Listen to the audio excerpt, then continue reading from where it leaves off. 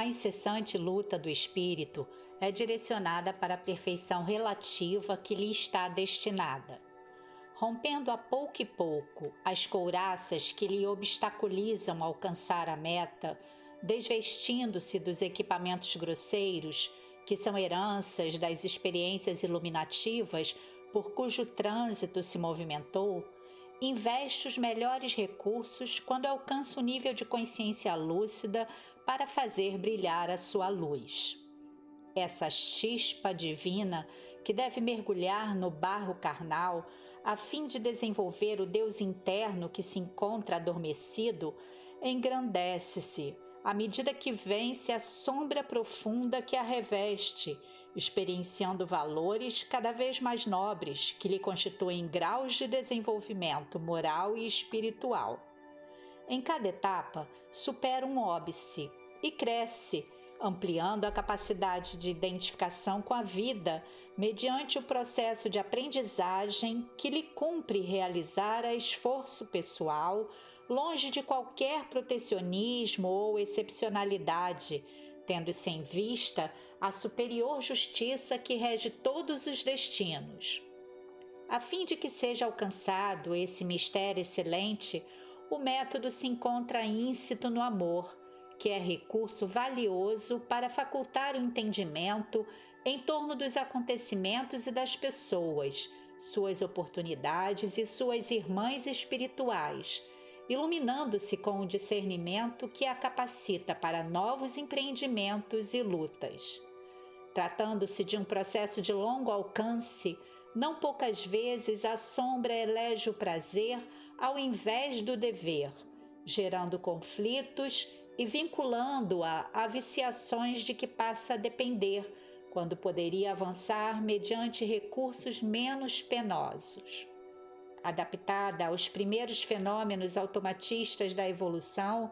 passa pelos instintos, que se lhe fixam demoradamente, necessitando ser transformados em sentimentos, no que terá que investir sacrifício e abnegação para desenovelar-se dos condicionamentos geradores de gozos penosos e exaustivos. Jesus, o homem sábio e nobre, compreendeu essa dificuldade inerente ao estágio de desenvolvimento dos seus contemporâneos e, enquanto dissertava sobre a necessidade do amor em relação aos adversários, propôs enfaticamente a necessidade da perfeição. Impossibilitadas de compreender as sutilezas morais dos seus ensinos, aquelas mentes imediatistas e ensombradas necessitavam de um modelo que lhes permitisse o entendimento.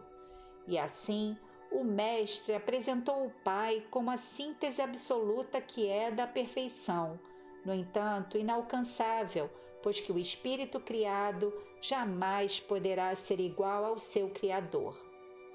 Essa busca sugere a transformação moral incessante, a superação do ego severo e vigilante, facultando a libertação do self, cujo campo de ação ainda se encontra impedido para a sua plena e total manifestação.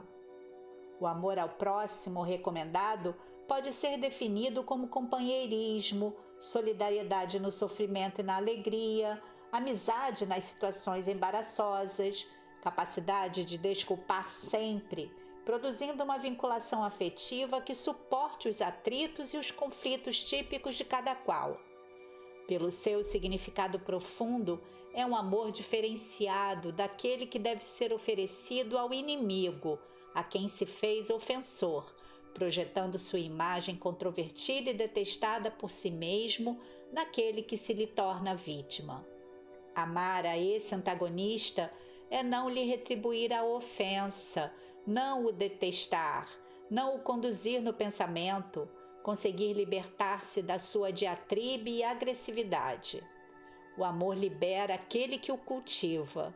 Por essa razão, o mal dos maus não ata a vítima ao algoz, deixando-a em tranquilidade, o que não ocorre quando o ressentimento, o desejo de revide, a amargura se instalam, porque de alguma forma a pessoa passa a depender das vibrações maléficas do seu perseguidor.